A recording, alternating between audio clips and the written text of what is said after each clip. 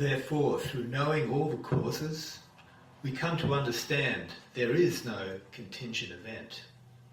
All events are sub specie eternitatis, translated to under the form of eternity. So what seems to separate everyday ordinary objects is, well, nothing. Spinoza's ordinary everyday objects are an extension of rational states of mind, which are ultimately interdependent. But that paints a simple picture. Well, maybe not so. Consider that together ordinary objects and complex systems like mind are organisationally a monistic ontology. And this is the key term, organisationally. They are this one substance. That's what monistic means, just one substance.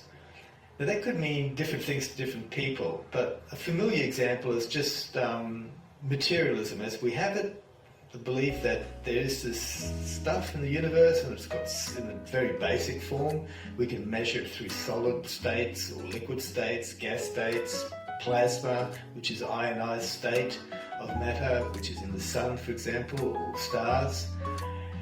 Of course, then you've got subatomic physics and particle physics as well, so that could also then be applied to this one substance. Although we've also got this other substance too, or it's the same substance, but it's very familiar to us because that's who we feel we are, as consciousness. We feel we experience the colour, red, yellow, blue, sounds, but that doesn't seem to sort of correlate with just solids or liquids. So what is that?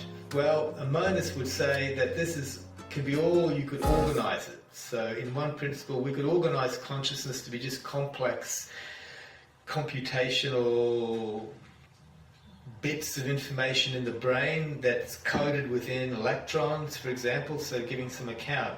So this distinguishes, say, Spinoza, the early modern philosopher, from another early modern philosopher that I discussed in another video, which is Descartes, that divided substances into two substances, or the universe into two substances. One is mind and the other is matter.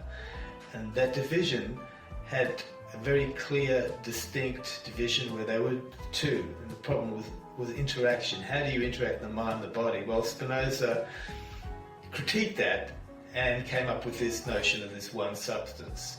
But that could be contrasted with Leibniz, that had these monads, which were like psychic states within substances. So, in some sense, Leibniz's monadology is, in effect, like panpsychic forces, which is like one substance. But whereas Spinoza is silent about what that entails, but we could sort of infer that Spinoza was a materialist in some way, whereas Leibniz was more an idealist where the mind was matter. But it's unclear. These were early modern philosophers. That's why early modern philosophy indicates what came later on in the more scientific materialist, logical positivist descriptions of what exists, which is then ontology. So how does this apply to this notion of being an artist? Well, both artist and art are realised through one substance in the Spinoza's sort of ontology of monism. But this collapses the clear distinction between artist and art. Whereas with Descartes there was a clear distinction. The artist was very distinct from the art. The artist was consciousness in a sense, and it came up and you had an art object. And that's how, arguably, a lot of the way that art is described. We have art objects, found objects, the person does their art, they have an artwork.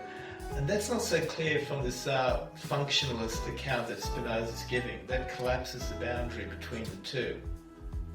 And certainly for Leibniz, it totally collapses into the art being conscious in itself as well.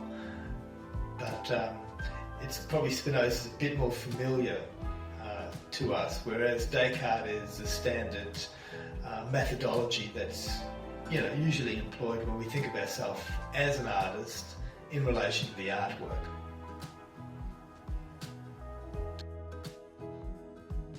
Necessity and art in Spinoza's rationalist philosophy. According to Spinoza, it's a defect in our knowledge to consider any event as contingent. For example, consider a celebrated event might or might not have occurred in the past, depending if it had rained that day. So, the celebrated event was contingent to it raining. The problem is with the phrase rained that day would have also be considered contingent, as is the celebrated event that depended upon the rainy day, or not, as the case may be.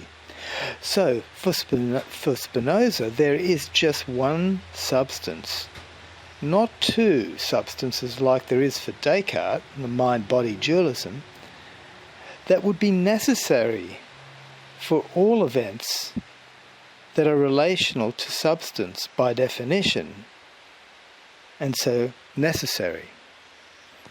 So all art is necessary too, by that definition.